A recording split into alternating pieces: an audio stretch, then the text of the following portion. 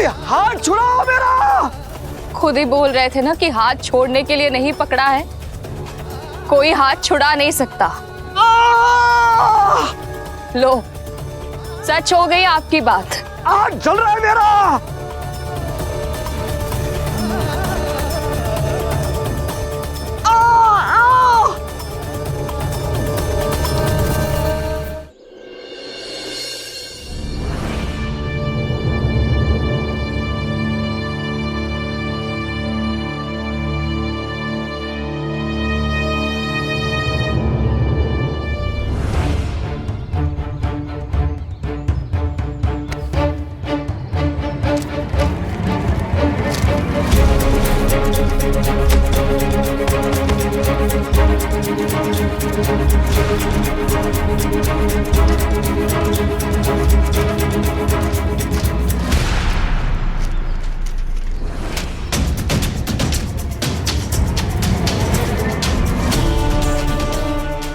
नालायक, तू कहाँ आ रहा है? मेरी शादी तुड़वाएगा तू? चुपचाप घर पे बैठे रहना, समझे? और तुम सब लोग कान खोलकर सुन लो, मेरी शादी होने तक तुम में से कोई उस लड़की को देखेगा भी नहीं और उससे बात करने की कोशिश भी नहीं करेगा, क्योंकि तुम सब लोग जब मुंह खोलते हो ना तो मेरी बर्बादी ही करते हो। बाराती बनकर चल रहे हो, सिर्फ खाने पीने पे ध्यान रखना, समझ गए?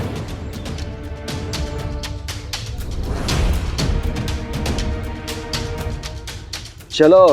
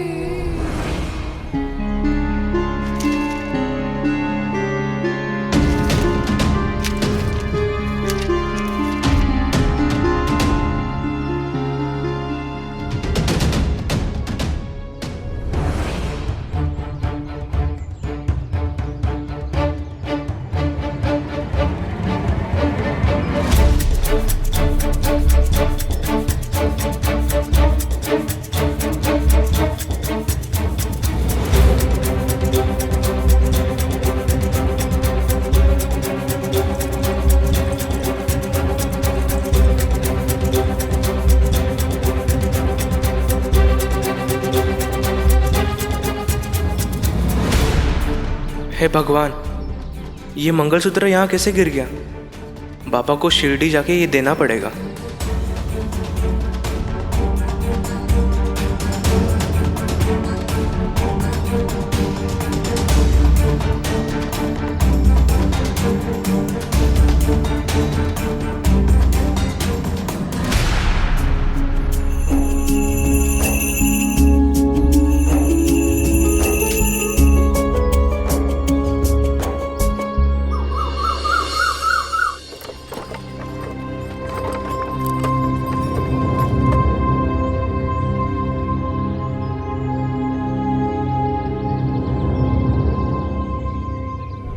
ये कहाँ आ गए हम? अरे ये तो शिरडी है। ये बैल हमें यहाँ क्यों ले आए? शिरडी? अहो, आपने एक बार कहा था कि आपके कोई सगे वाले यहाँ रहते हैं। हाँ, रहते तो हैं, पर मैं इतने सालों बाद आया हूँ यहाँ, मुझे तो उनके घर का रास्ता भी याद नहीं।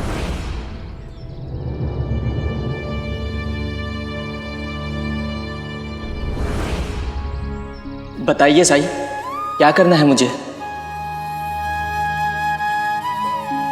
एक भटके हुए मुसाफिर को उसकी मंजिल तक पहुंचाना है, सही रास्ता दिखाकर।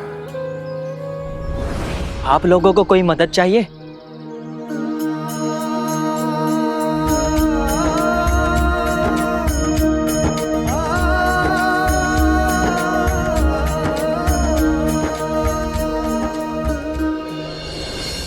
देख, इतनी सुंदर लग रही है तू। चंपा, झिपरी को ये शेला।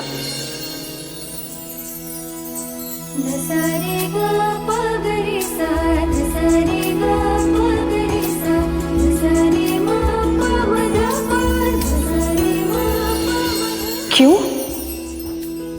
क्यों नहीं मिलोगी तुम साईं से? क्योंकि वो सीढ़ी चढ़कर चले गए। तुम्हारे 3 उपलों के पैसे और ये तख्ती।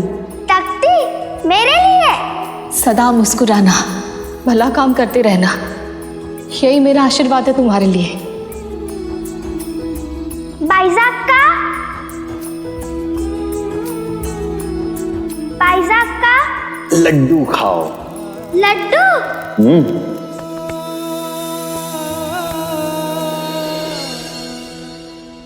भाई साहब वो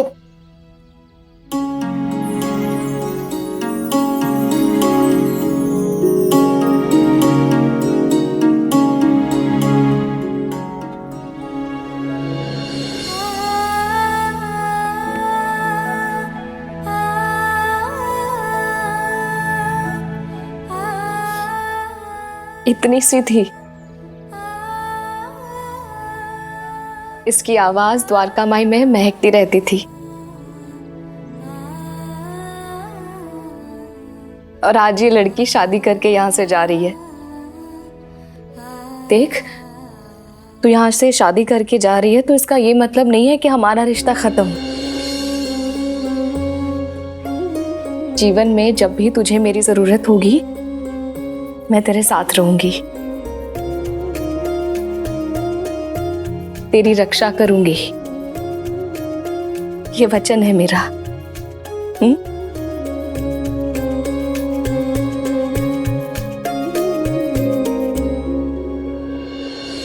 नजर ना लगे तुझे किसी की।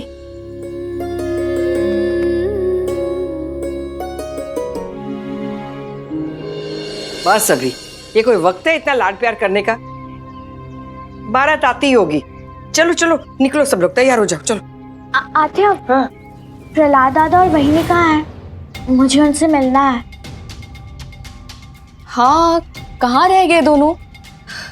अब निकल तो चुके थे वो लोग, रास्ते में उसको कोई काम आ गया होगा, तो अब आते ही होंगे वो लोग। तो उनकी चिंता छोड़, जल्दी से तैयार होके आजा। हाँ, बारात आ रही है। अरे हाँ, आई आई, मेरे बगैर कोई काम होता ही नहीं, क्या करूं।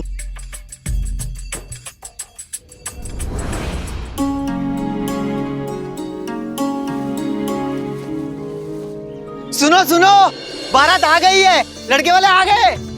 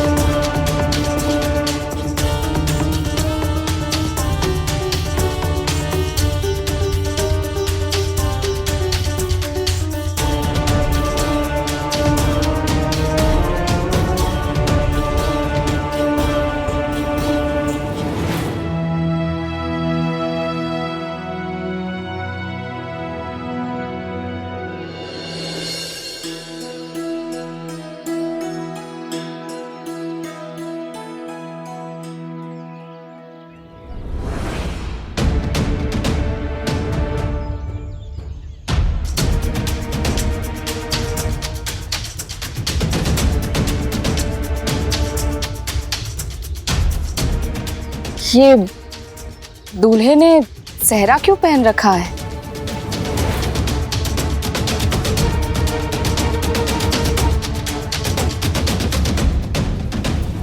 अपने मराठी रीति रिवाज में तो ऐसा नहीं होता।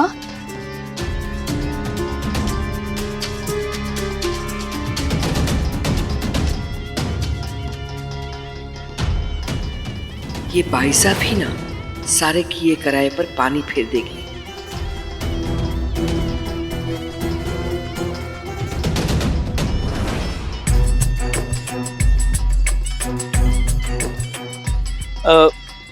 वो क्या है कि मैंने दूल्हे की कुंडली देखी है। इनकी कुंडली में दोष है। शादी से पहले कोई भी दूल्हे का चेहरा नहीं देखेगा,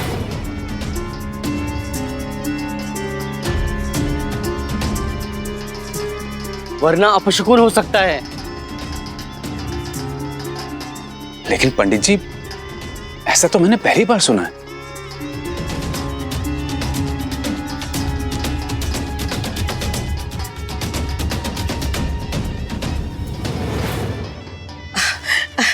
अब पंडित जी ने बोल दिया तो बोल दिया। उन्होंने कुंडली देखी है ना? देखी है ना? हाँ हाँ, मैंने कुंडली देखी है इनकी। तो फिर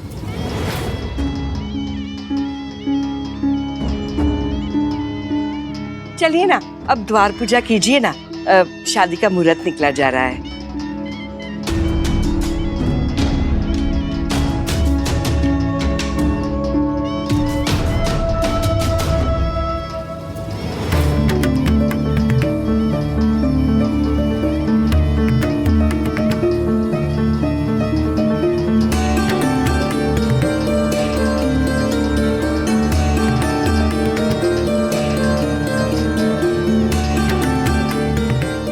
आइए।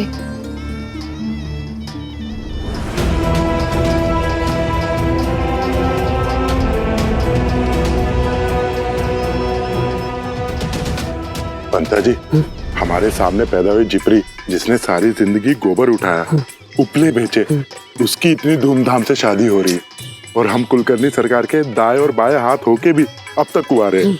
जब किस्मत में दूसरों के शादी का खाना ही लिखा है तो चलो उसी का आनंद उठाते हैं। उसी बहाने जासूसी भी हो जाएगी। पंता जी, जासूसी तो बाद में होगी, पहले क्यों ना कुछ खा लिया जाए। हंता जी सही कह रहे हो, चलिए।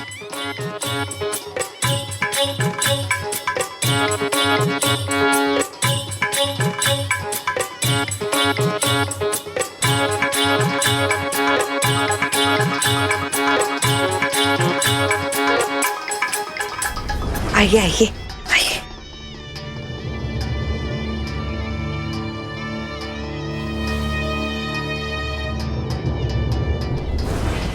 अरे शांता, यहाँ एकांत में क्यों लेके आई मुझे? अगर किसी ने देख लिया तो बात बिगड़ सकती है। मुझ पर भरोसा है ना? हाँ वो तो है। तो मेरे तय किए हुए पैसे ये लो, गिन लो, पूरे हैं। क्या कर रही हो? गिन रही हूँ। हाँ? नहीं नहीं नहीं, पूरे ही होंगे। मुझे भी आप पर पूरा भरोसा है। हाँ। दूल्हे को बुलाओ। चाहिए चाहिए चाहिए।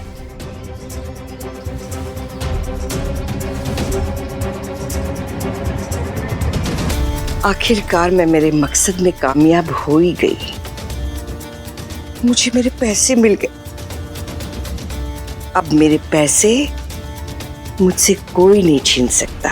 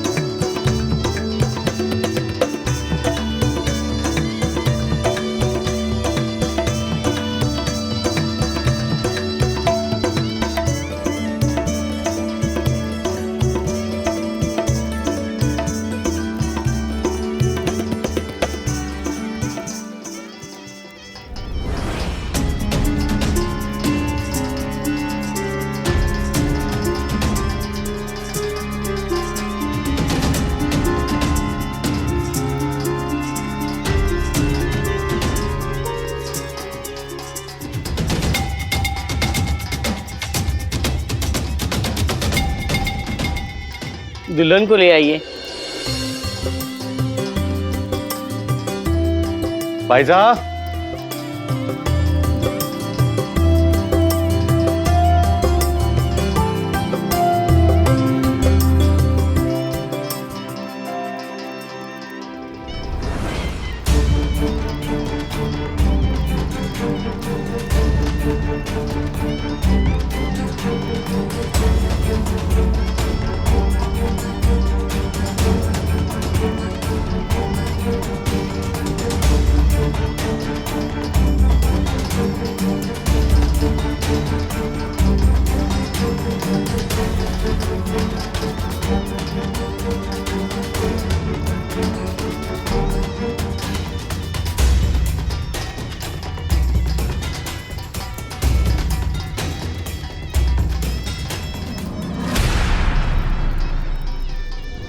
ये तो बहुत छोटी है। जब बाबा ने तोंडी की आई को ब्याह कर लाया था तो कम से कम वो मेरी उम्र की थी, पर ये तो मेरी बेटी से मात्र 4 या 5 साल ही बड़ी है। पता नहीं इसने शादी के लिए हाँ कैसे कर दी। ताई, होगी कोई मजबूरी, और हम भला कर भी क्या सकते हैं। और बाबा को तो तुम जानती हो।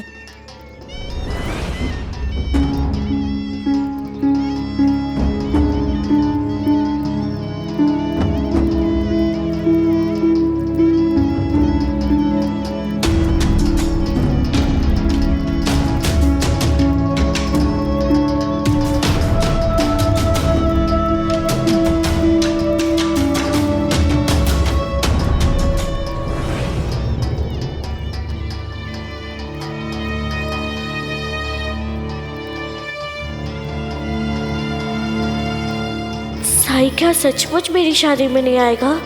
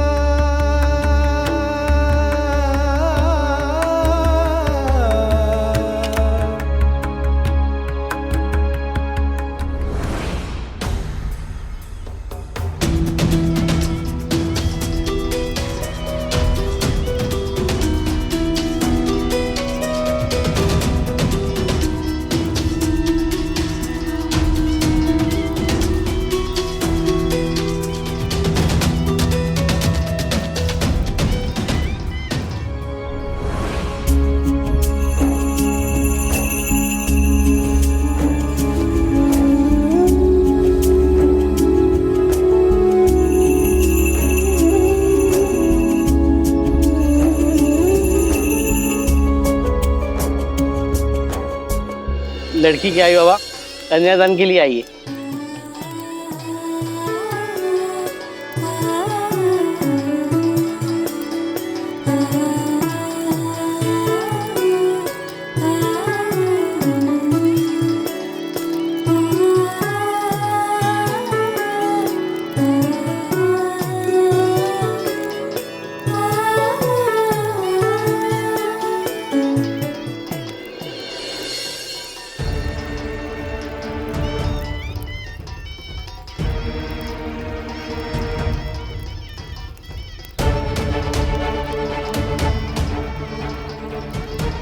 इसके हाथ में इतनी झुर्रियां क्यों हैं?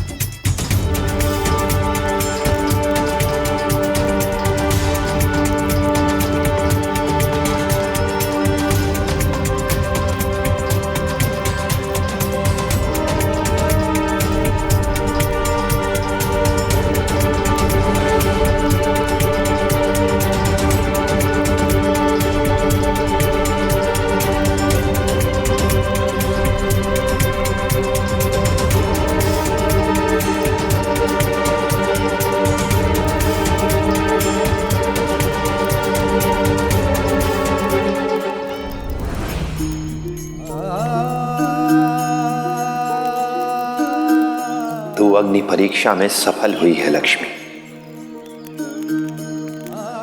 तेरी राह में कोई संकट आ ही नहीं सकता। तुझ पर कभी आंच नहीं आएगी, कभी नहीं।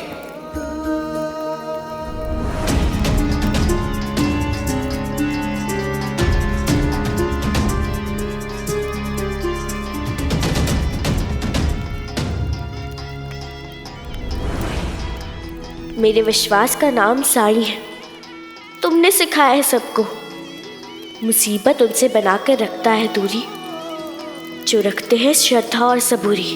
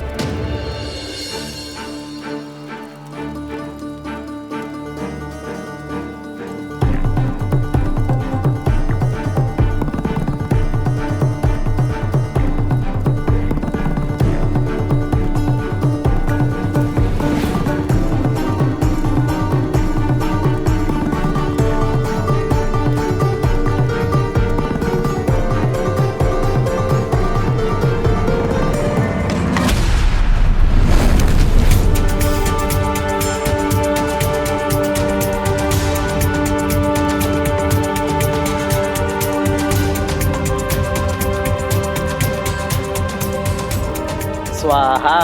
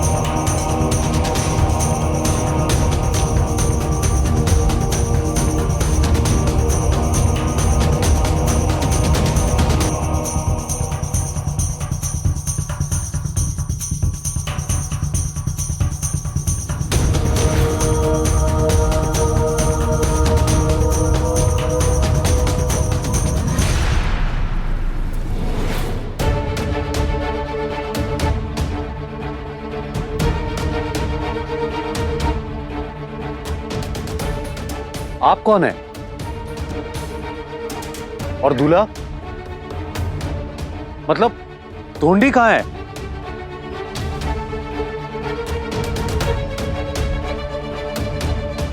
धोंडी वो तो घर पे है। घर पर है? हे देवा, ये सब क्या हो रहा है? मैंने आपको पहले कहीं देखा है।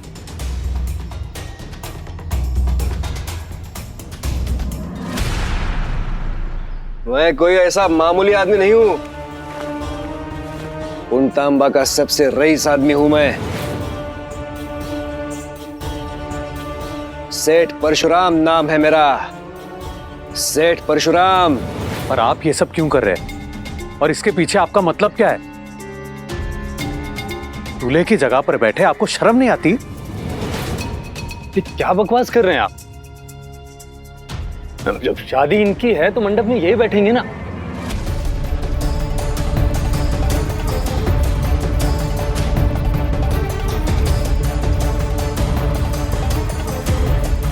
बाबा,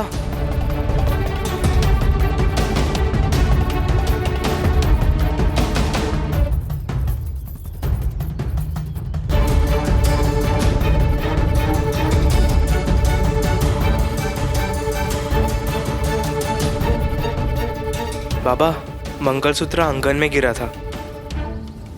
नालायक, मना किया था ना यहां आने को।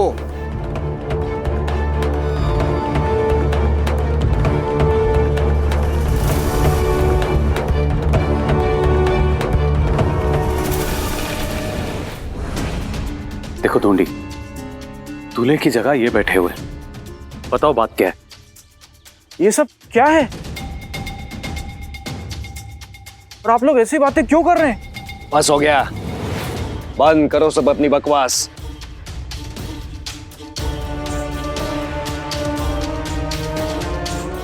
मैं अपनी बेइज्जती और नहीं सह सकता।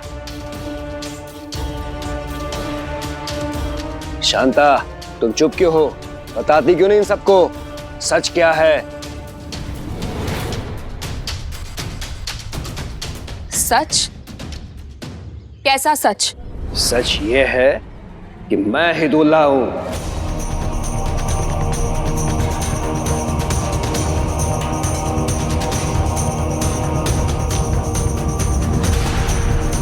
और इस लड़की से शादी करने के लिए बारात लेकर आया हूं मैं।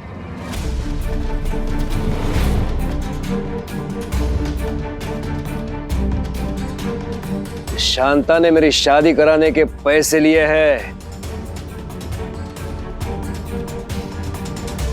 पूरे 1000 रुपए दिए मैंने इसे।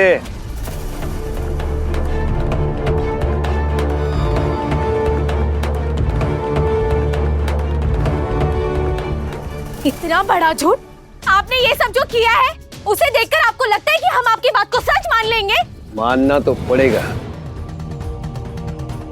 क्योंकि मैं सबूत जो पेश करने वाला हूं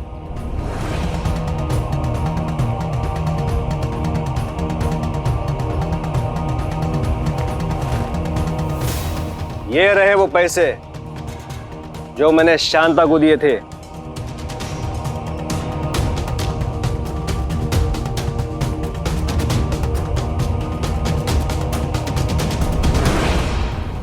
देखिए, हमें से किसी को यह बात मालूम नहीं थी। हमसे सच छुपाया गया है। और अब आप सच सुन लीजिए। हम अपनी लड़की की शादी ऐसे आदमी से कतई नहीं करेंगे जो उसकी बाप की उम्र का हो। समझ गए आप?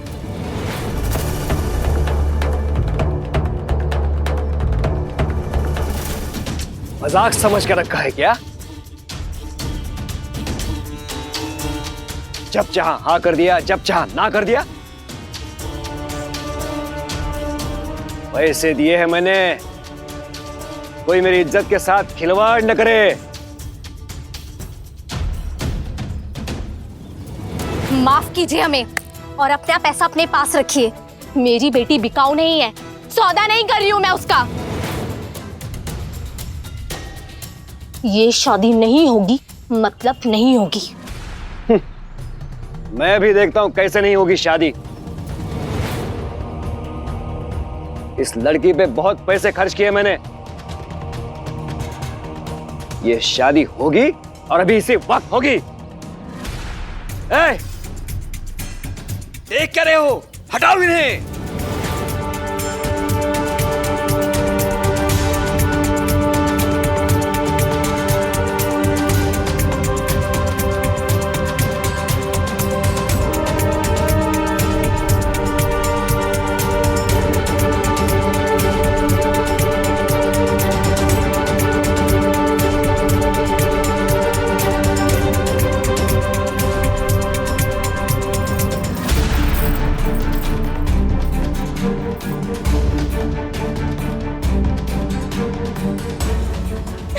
चल छोड़ो। चुप।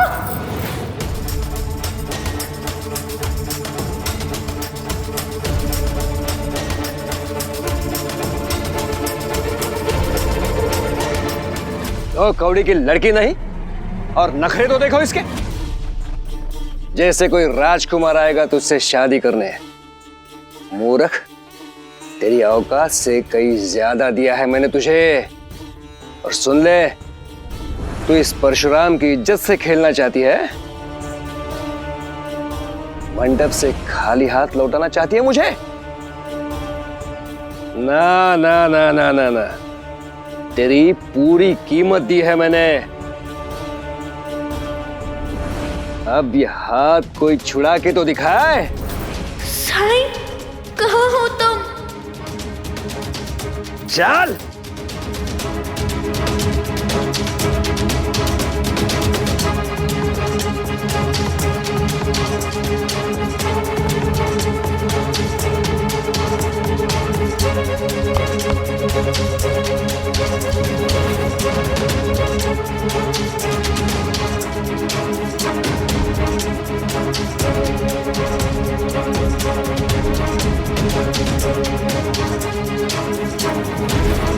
छोड़ो।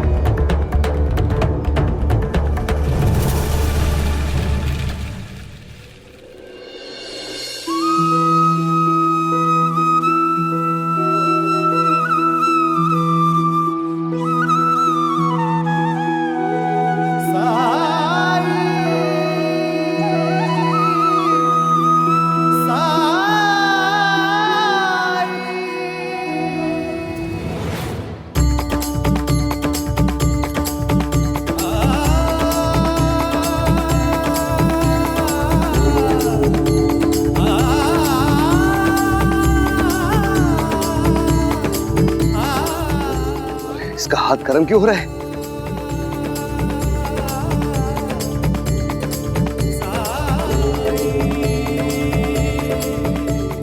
अरे इसका हाथ क्यों गर्म हो रहा है?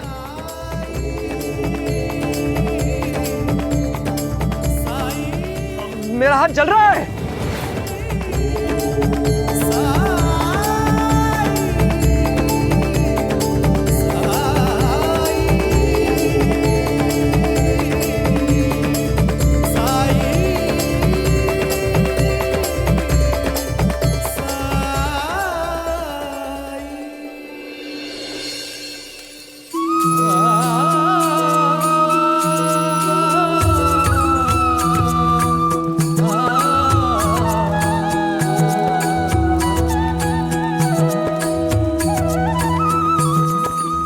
अभी क्या हुआ था साईं? मुझे ऐसा लगा जैसे मेरा पूरा शरीर तप रहा है। तू अपनी अग्नि परीक्षा में सफल हो गई।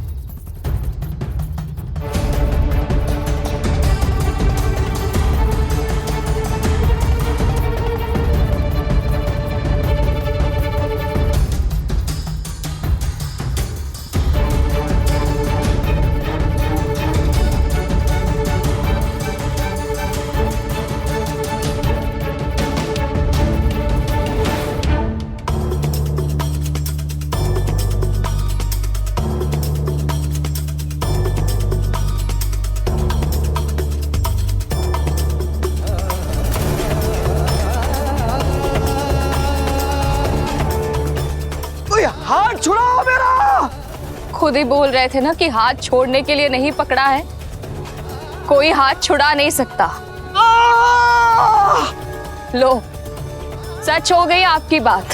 हाथ जल रहा है मेरा।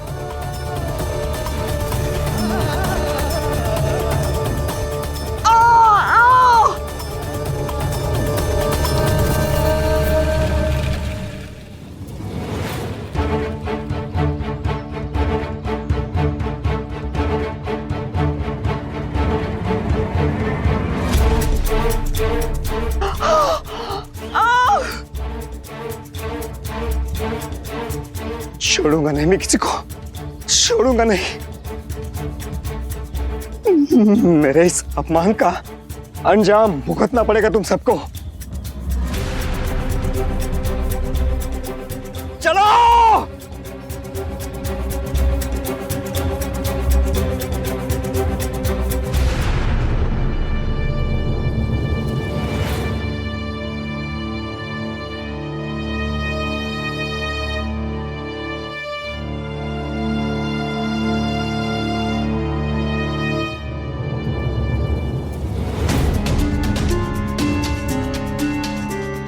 शांता अक्का, क्यों किया आपने ऐसा? पैसों के लिए? ऐसा करते हुए आपको एक बार भी आपकी भतीजी का ख्याल नहीं आया कि उसकी जिंदगी नर्क हो जाएगी? आप उसकी शादी एक बुढ़े आदमी के साथ करा रही थी जो उसके बाप की उम्र से भी बड़ा था। इतनी स्वार्थी कैसे हो सकती हैं आप? आना आपकी नाराजगी मुझसे और मेरे स्वर्गवासी पति से थी, पर मेरी फूल सी बच्ची ने क्या बिगाड़ा था आपका? जो कुछ भी किया वो सोच समझ कर किया था मैंने। जिप्री का ही नहीं तेरा भी ख्याल रखा था। याद है मैंने तुझे कहा था कि लड़का तुझे भी संभालेगा, तू संभालता ना।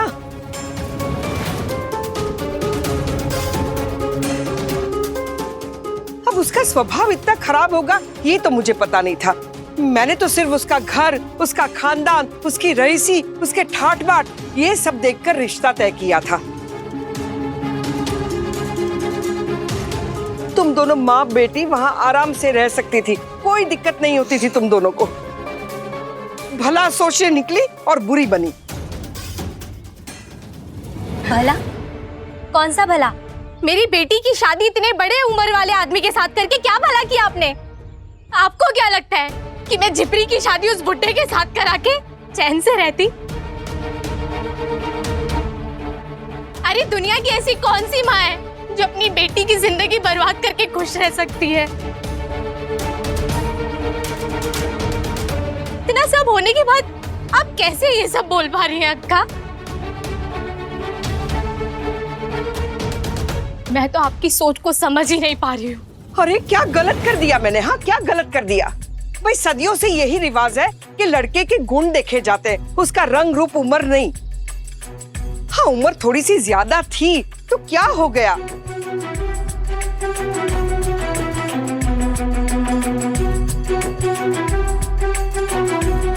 लेकिन जिपरी के ऊपर उस घर में कोई शासन करने वाला नहीं होता। वो अकेली इस घर को संभालती, उस घर में शासन चलाती अपना। ये सब देखकर मैंने वो रिश्ता तय किया था। अब मुझे क्या पता कि वो बूढ़ा इतना निर्दयी इंसान है। पर ये भी तो सोचने वाली बात है कि कोई शादी करने के लिए बारात लेकर आए और उसको मना कर दिया जाए तो उसे गुस्सा तो आएगा ही ना। हाँ? अगर तुम दोनों चुपचाप ये सब स्वीकार कर लेती ना तो इतना बड़ा बखेड़ा खड़ा नहीं होता और आराम से शादी हो जाती और तुम दोनों राज करती उस घर में, जिपरी राज करती।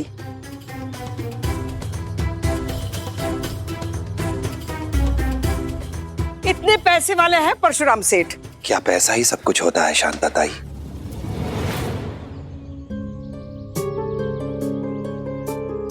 साईं के वचनों पर विश्वास करना, द्वारका मई जैसी काल्पनिक नगरी में रहना, एक दूसरे की मदद करना, ये तुम सबके लिए आसान होगा।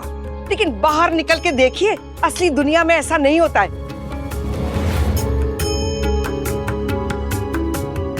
आज तुम सब यहाँ इकट्ठा हुए हो जिपरी को आशीर्वाद देने के लिए ना, लेकिन तुम में से कोई भी ऐसा है जो जिपरी को अपने घर अपनी बहू बनाकर ले जाए? है कोई?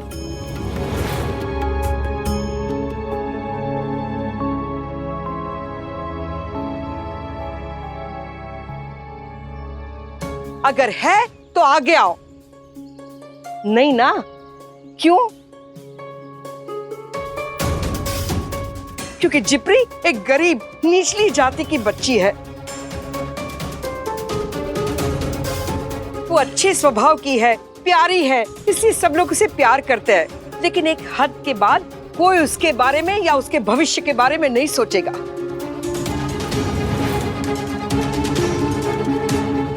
गरीबी की त्रासदी मैंने सहन की है। मैंने लोग कल्पना भी नहीं कर सकते कि एक बिन बाप की गरीब निचली जात की लड़की को कैसी कैसी तकलीफें झेलनी पड़ती है। इसलिए मैंने ये सब किया, क्योंकि जो गरीबी का दंश मैंने सहन किया है वो मेरी भतीजी को सहन करने की बारी रहा है। बस कीजिए, बहुत हुआ। आप उम्र में बड़ी हैं, झिपरी की आत्या है इसलिए आपका लिहाज कर रही हूं। लेकिन इसका ये मतलब नहीं है कि आपके इन घड़ियाली आंसुओं को हम देख नहीं सकते। आप जो ये उदारता का नाटक कर रही है ना, उससे यहाँ पर कोई प्रभावित नहीं होने वाला है। 4 गांव छोड़ के रहती हैं आप, लेकिन इतने सालों में एक बार भी यहाँ आकर देखने की कोशिश की कि ये लोग जी रहे हैं या मर गए हैं?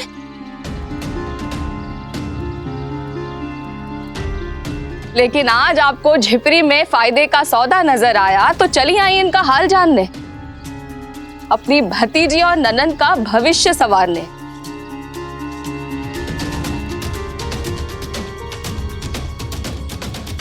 ए बाइजा, तुम पाटिल के घर वाली हो ना, ऐसे तुम्हें पता नहीं है।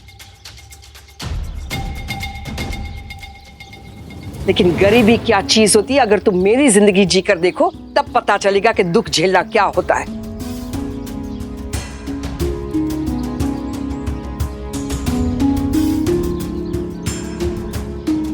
मैं भी तो इसी गांव की बेटी हूँ, यहाँ पर ही बड़ी हुई हूँ। जो कोई भी मुझे जानता है उसे पता है कि मैं किस हालत में बड़ी हुई हूँ और कहाँ मेरी शादी हुई थी। आप लोग जानते हो मेरी शादीशुदा जिंदगी कैसी थी? मैं बताती हूँ। जैसे मेरे पति की आंखें बंद हुई, हर किसी ने मुंह मोड़ लिया, पराए तो पराए, अपने भी।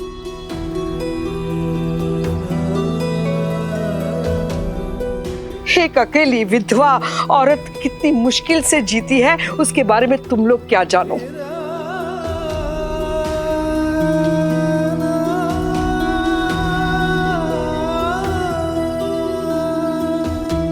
सास, ससुर, देवर, भाभी, हर किसी ने नौकरों से भी बदतर व्यवहार किया मेरे साथ। कोलू की बैल की तरह काम करवाते और चिड़िया जितना खाती है उतना खाना देते।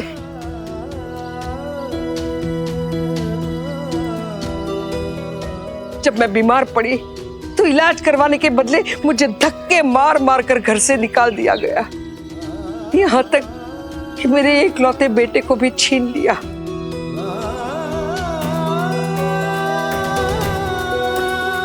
अपने बेटे को उनकी चंगुल से वापस लेने के लिए कितना संघर्ष करना पड़ा, ये सिर्फ मैं ही जानती हूँ।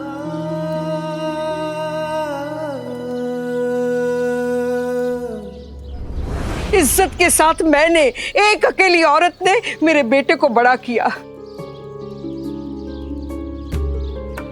तब कोई नहीं आया था मेरी मदद करने। जाके पाँव न फटी बीमाई, वो क्या जाने पीर पर आई।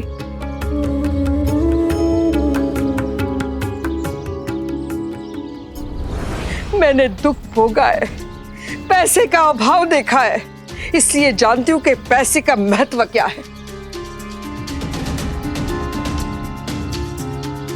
और इसीलिए मैं अपनी भतीजी को एक आरामदायक जिंदगी देना चाहती थी। इसमें मैंने गलत क्या किया? तब तो आपको और भी समझ से काम लेना चाहिए था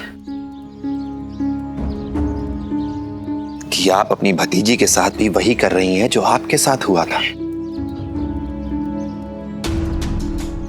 अपनी भतीजी का भविष्य संवारने चली थी आप, एक ऐसे इंसान से ब्याह करके जो अपने जीवन के आखिरी पड़ाव में है। आखिर कितने दिन सुहागन रह पाती हमारी लक्ष्मी, बताइए।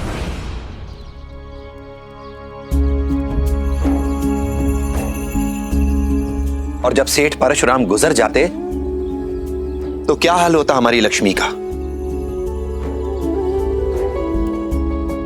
क्या आपको अंदाजा नहीं है कि इसके साथ भी वही सब कुछ होता जो आपके साथ हुआ है? जिन तकलीफों, जिन परेशानियों से आप गुजरी हैं, जानबूझकर किसी और को उन परेशानियों में कैसे धकेल सकती हैं आप, कैसे झोंक सकती हैं?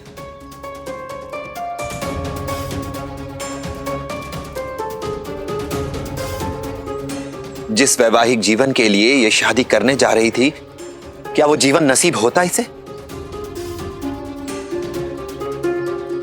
क्या वो प्रेम मिलता, वो सुख मिलता इसको?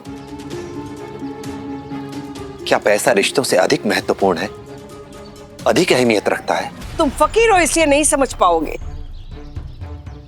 लेकिन रिश्ते भी आजकल पैसों से ही बनते हैं साईं। पैसा ही प्यार की बुनियाद है। आपकी इसी सोच पर मुझे तरस आता है आई।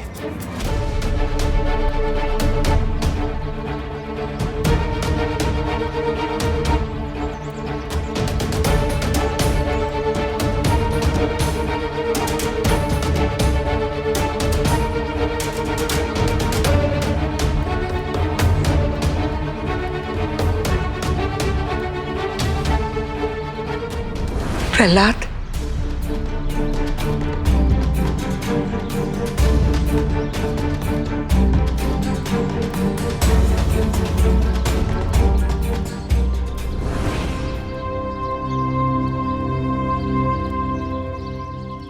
आओ प्रहलाद, मुझे तुम्हारा ही इंतजार था। मैंने आपके बारे में काफी कुछ सुना था साईं, लेकिन आज आपकी महानता को देख भी लिया।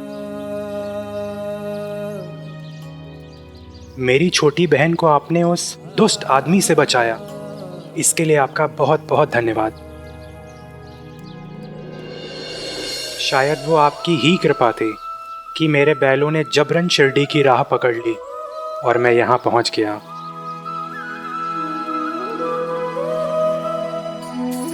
तभी मीनाक्षी ने कहा कि मेरे रिश्तेदार यहाँ रहते हैं और फिर मेरी भेंट मृदुल से हो गई। इसे मैंने अपने रिश्तेदारों के बारे में बताया तो मृदुल ने कहा कि मेरी बहन की शादी हो रही है। बस ये सुन करके मैं यहाँ चला आया।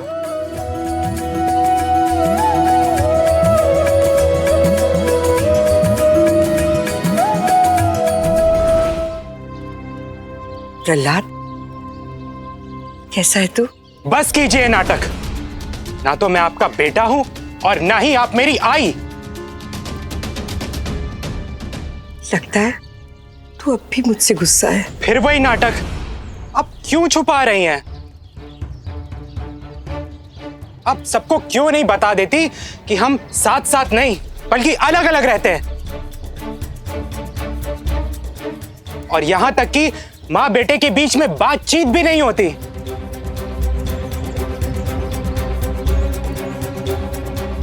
हे भगवान, शांता अक्का, झूठ पर झूठ, और कितने झूठ बोले आपने हमसे। क्या हुआ शांता ताई? जवाब नहीं मिल रहा है कोई?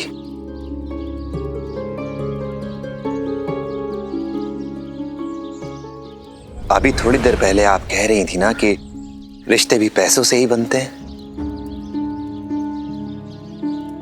दे दीजिए वो पैसे इन्हें, रिश्तों की दूरी मिट जाएगी। आपका बेटा, आपकी बहू दोबारा आपके साथ आ जाएंगे।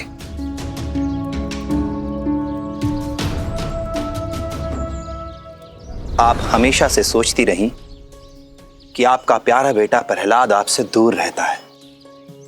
वजह क्या है इसकी? मैं बताता हूं क्या है वजह। इसकी वजह है पैसा। जिस पैसे को आप इतना जरूरी समझती हैं, उसी पैसे ने आपके प्यारे बेटे को आपसे हमेशा के लिए दूर कर दिया है। मैं सराहना करता हूं आपके प्रयासों की। आपने बहुत मुश्किल से, बहुत कठिनाइयों का सामना करके अपने बेटे को बड़ा किया है, और बदले में इन्होंने भी आपका सम्मान किया, आपका मान रखा, आपकी हर बात मानी। पर आप इस पर नियंत्रण करने का प्रयास करने लगी। इसने आपकी हर बात मानी थी, पर आपने क्या किया? जिस लड़की को प्रहलाद पसंद करता था, उससे वो विवाह करना चाहता था, पर आप नहीं मानी।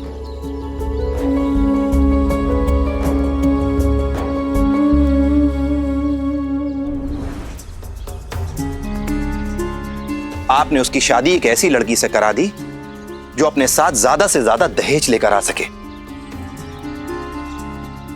इस पर भी जब आपको संतुष्टि नहीं मिली तो आप अपनी बहू को बार बार प्रताड़ित करती रहीं, उसे मजबूर करती रहीं कि वो अपने घर जाए और किसी ना किसी बहाने कुछ पैसे लेकर आए।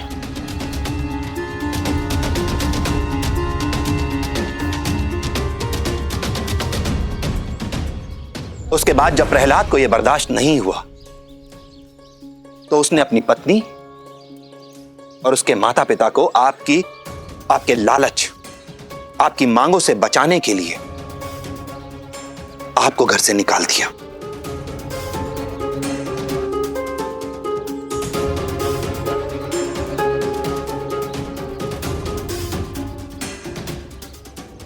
बड़े अफसोस के साथ कहना पड़ता है कि जिस पैसे को आप रिश्तों के लिए जरूरी समझती हैं, रिश्तों की बुनियाद मानती हैं, उसी पैसे, उसी लालच ने आपको आपके परिवार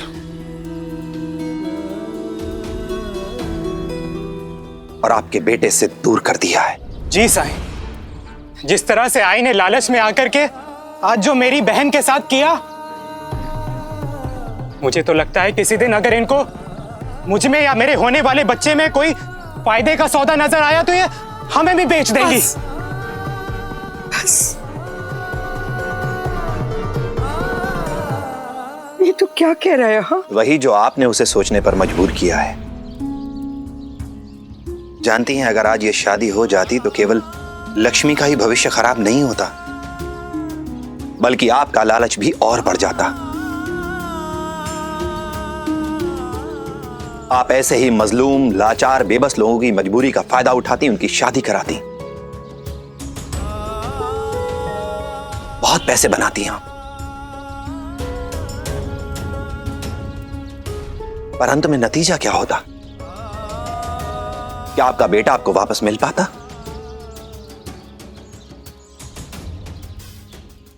नहीं, आपका बेटा हमेशा आपसे दूर रहता। वो खुद ही दूर नहीं रहता, बल्कि अपने बच्चों को, अपनी होने वाली संतान को भी आपसे दूर रखता। वो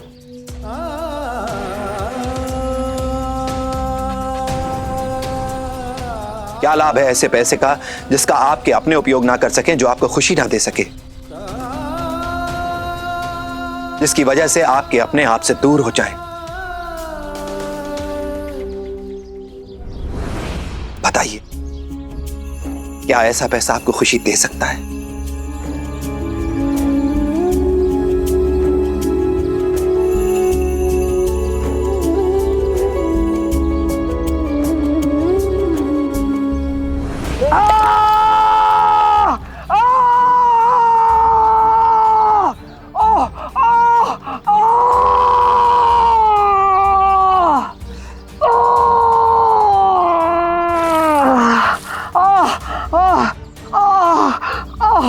अरे ये दर्द कम नहीं हो रहा है, पूरी हथेली जला डाली। न जाने क्या काला जादू कर दिया उन्होंने। अरे रे, अरे रे, अरे अरे रे रे रे, बहुत बहुत बुरा हुआ आपके साथ। लगता है इस हाथ से आप कुछ नहीं कर पाओगे। क्या कोई काम नहीं कर पाऊंगा? मतलब? हाँ, अगर सही समय पर इलाज नहीं करवाया तो फफोले उठ जाएंगे, फिर उसमें मवाद भर जाएगा, फिर घाव बनेगा। जो कभी नहीं भरेगा, फिर हाथ सड़ जाएगा। हाँ? हो गया ना हाथ खराब। लेकिन हाथ बचाने के लिए एक उपाय है। क्या उपाय है? आप कुलकर्णी सरकार को मिलने के लिए हमारे साथ चलिए। अच्छा? वो सबसे अच्छे वैद्य है, वही आपका हाथ अच्छा कर सकते हैं। हमारे गांव में भी अच्छे वैद्य हैं। ए नालायक, वहां तक पहुंचते पहुंचते अगर मेरा हाथ और खराब हो गया तो? हाँ तो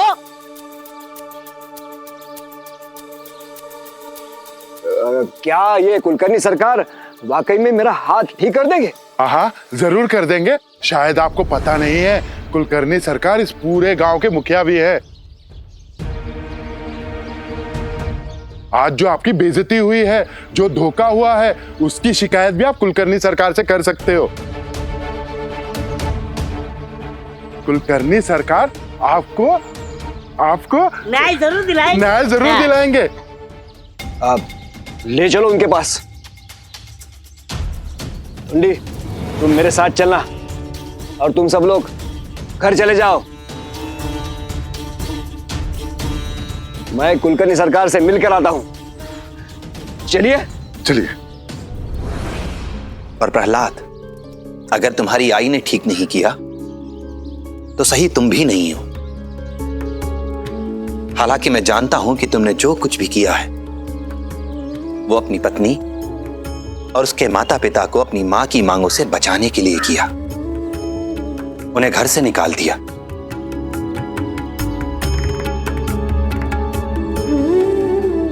पर अगर तुम चाहते तो अपनी पत्नी को लेकर घर को तुम छोड़ सकते थे, क्योंकि घर तो तुम्हारी आई का ही था ना। पर ऐसा नहीं किया तुमने। तुमने अपनी आई के घर और उसके सामान को उनसे छीन लिया। जीवन की इस अवस्था में उन्हें दर दर भटकने के लिए छोड़ दिया तुमने। इस उम्र में खुद को स्थापित करने के लिए उन्हें जद्दोजहद करनी पड़ी। यहां तक कि उनकी आय का एकमात्र स्रोत, वो गाय भी तुमने उनसे छीन ली।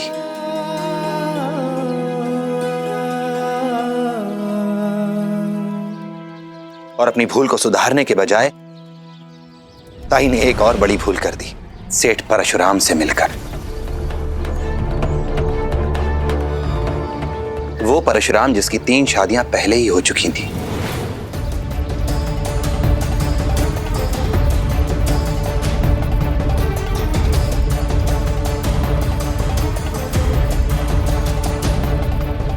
और जिसकी तीनों बीवियां केवल इसलिए काल के गाल में समा गईं क्योंकि उसने उनके स्वास्थ्य का, उनकी सेहत का ख्याल नहीं रखा।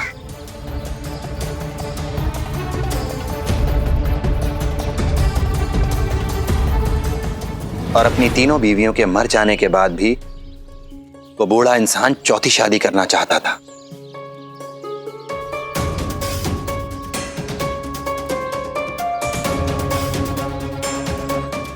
पर कोई भी उसे अपनी बेटी देने के लिए तैयार नहीं था।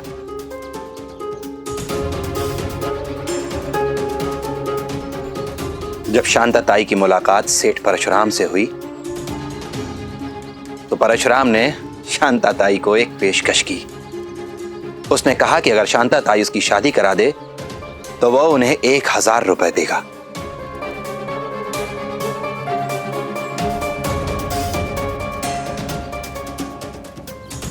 और ये 1000 रुपए शादी कराने का मेहनताना नहीं है,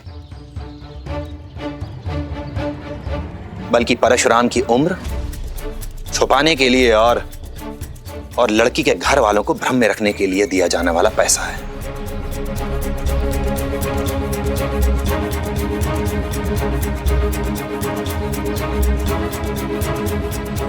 क्यों शांताताई, ठीक कह रहा हूं ना मैं? फिर शांताताई ने सोचा कि वो लक्ष्मी और उसकी मां पर दबाव बनाकर इन लोगों को लक्ष्मी की शादी के लिए राजी कर लेंगी। पर जल्द ही इन्हें अंदाजा हो गया कि लक्ष्मी दबाए जाने वालों में से, कुचले जाने वालों में से नहीं है। वो सीधी और सच्ची बात कहने वाली लड़की है। गलत को हमेशा गलत ही कहेगी।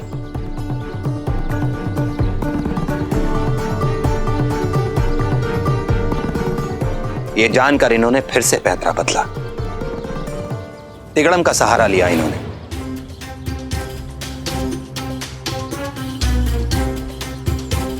वो कहते हैं ना कि गलत करने वालों को बहुत जल्दी कोई साथी मिल जाता है।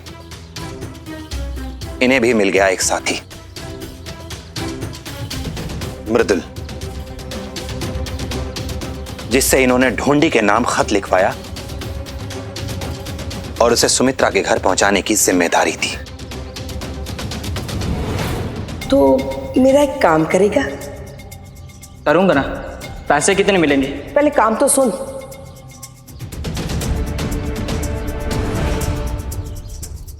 और फिर शांताताई ने सुमित्रा को उसकी बेटी लक्ष्मी के सुनहरे भविष्य का सपना दिखाकर भावुक करने का प्रयास किया। पर बात बनती ना देखकर उन्होंने एक नया दांव खेला।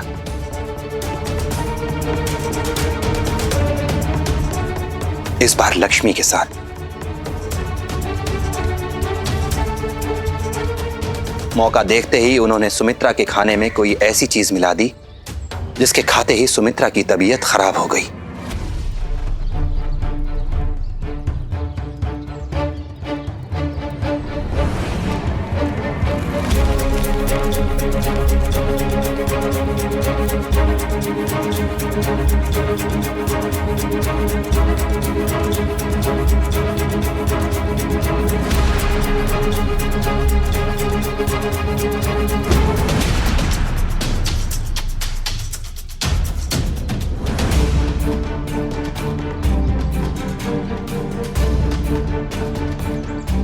शांताताई अपनी योजना में लगभग कामयाब हो ही गई थी कि तभी बायजा मां बीच में आ गई और इन्होंने ढोंडी और उसके परिवार से मिलने के लिए पुंतांबा जाने की बात कही।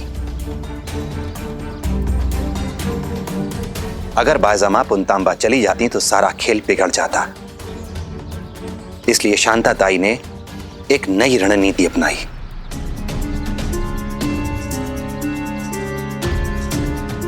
और दोबारा उसी लड़के मृदुल का सहारा लिया।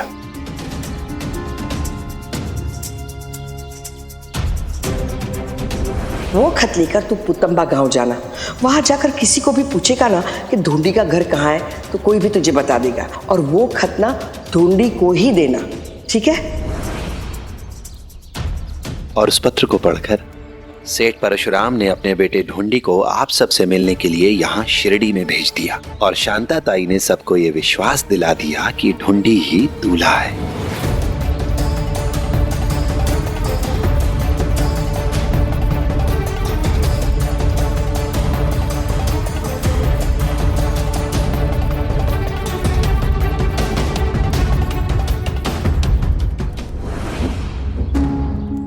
मैं ही आप सबका अपराधी हूं।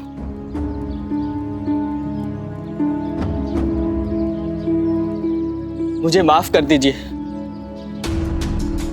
साई सच कह रहे हैं।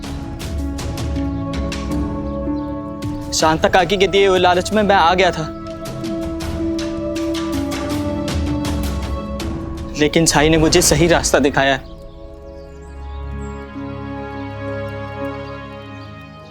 भाई आपका लालच इतना बढ़ गया कि आप एक लड़की की जिंदगी बर्बाद करने जा रही थी, और वो भी अपनी भतीजी की।